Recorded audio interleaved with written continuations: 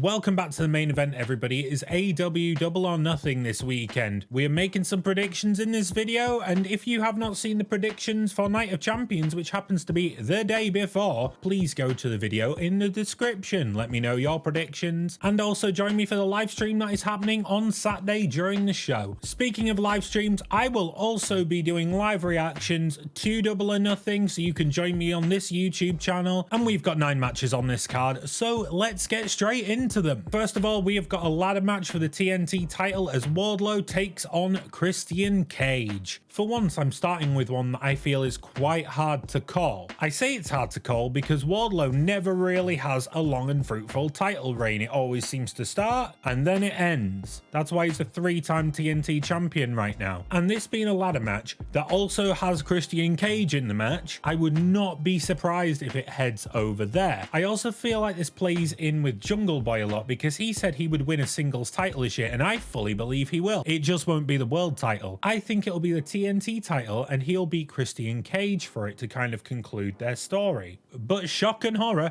I'm not actually going for Christian. I actually think they're going to do something with Wardlow here and have him beat Christian in his own game. I really don't like that he hasn't had a really good run since he squashed MJF like last year. I think this is time to actually establish Wardlow as a force with that title and let him have a good run. Don't just hotshot that thing around like you have been doing. And now we have a 6-man tag match as Ethan Page and the Guns go up against the Hardy Boys and Hook. I really do not care about this match. This whole thing with Ethan Page and the Hardys and Hook should have blown over at the firm deletion. That was the whole point of it. I think it's a pretty easy match to predict. It's obviously going to be the Hardy Boys and Hook. It's Jeff Hardy's first pay-per-view back, and also Hook is still undefeated and they're not going to have him lose in a 6-man tag team match. For the TBS Championship, we have got Jade Cargill putting it on the line against Taya Valkyrie. This is another one that I think is kind of easy to predict. I'm going to be going with Jade Cargill, even though Taya Valkyrie could win because she has a finishing move back. But I think it's still set in that Jade is still going to continue this run all the way until Chris Statlander comes back. I always believe that she was the original pick to beat Jade,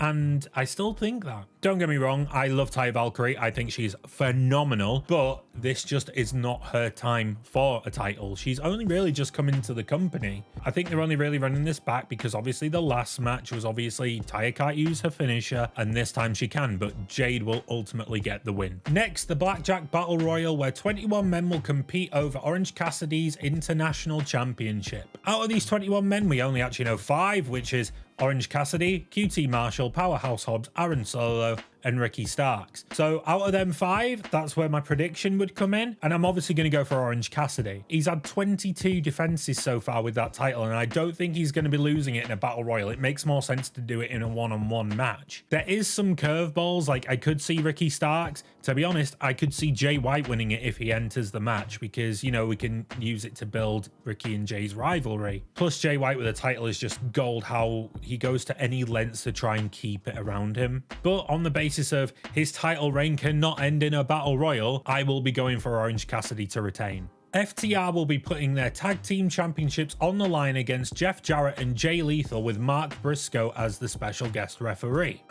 Team TNA could actually win this. Jeff Jarrett winning a tag team title in 2023, you can see it happening. Plus, Jay Lethal kind of needs a thank you because he has been putting in some really good work ever since he debuted in AEW. But with the storyline purposes of Mark Briscoe acted kind of weird on Dynamite where he slapped everybody, where we thought, okay, he's actually just going to turn on FTR. I don't think that's going to happen now. I think it's all a big ploy to screw over Jay and Jeff because he doesn't like how they're treating him. So I'm going to go with FTR because their title reign has only just begun, let's be honest. And there's plenty more matches we actually want to see with them. They're one of the best tag teams in the world, if not the best. Don't let them get buried by Jeff flipping Jarrett. Jamie Hayter and Toni Storm will go one-on-one for Jamie's AEW Women's Championship. This is another one of them weird ones. I can see both women winning here. I mean, Jamie's injured as far as we know, so Toni could win because they need to have Jamie have some time off. But I can also see Jamie winning because she is over as hell, if not one of the most over women on the roster.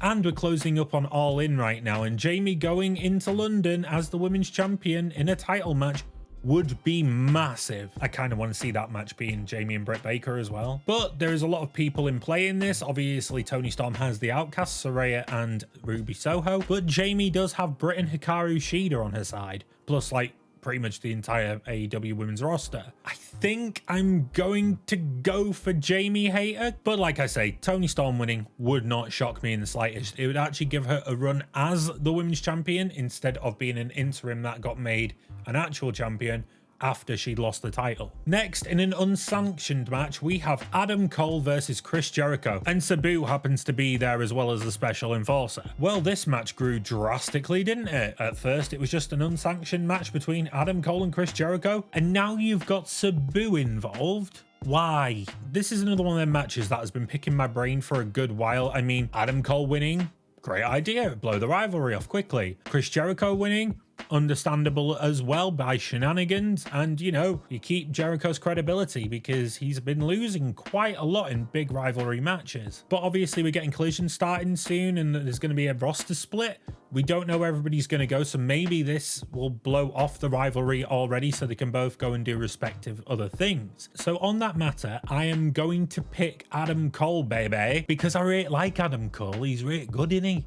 And I don't think his first pay-per-view back, he really wants to be losing. How Sabu gets involved, though, I don't know. He's probably going to turn on Adam Cole and hit him with 100 chairs or something. I don't know. I don't really care that he's there, to be honest. Now for the match I'm most excited for, the Anarchy in the Arena match, putting Kenny Omega, Matt Jackson, Nick Jackson, and Hangman Page, better known as the Elite, versus Jon Moxley, Claudio Castagnoli, Bryan Danielson, and Wheeler Yuta, better known as the Blackpool Combat Club. Oh, this is gonna be a belter, and there's so much going on in it. This rivalry has been absolute gold. It's layers upon layers of twists and turns, making an absolutely fantastic storyline. To think that this has all been going on for years as well, when we really look at it. It's going to be brutal.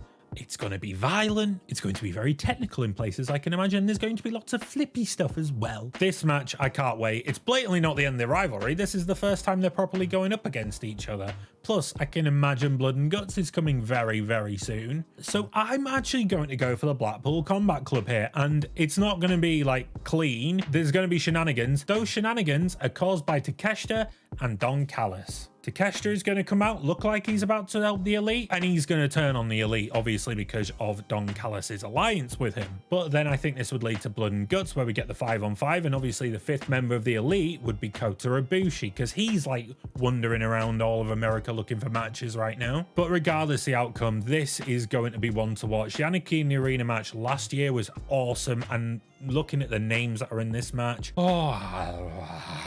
And finally, the AEW World Championship is online as MJF goes up against Sammy Guevara, Jungle Boy Jack Perry, and Darby Allin in a fatal four-way match. MJF's winning this one. But those are my predictions. Let me know in the comments what your predictions are. Remember to like this video and subscribe, and also remember you can come and watch Double or Nothing with me on YouTube on Sunday night, Monday morning for me. Hopefully I get to see you there. I hope you have a really good weekend watching all the wrestling, as we've got 3 big shows to watch. I've been Toby King, and I'll see you in the main event.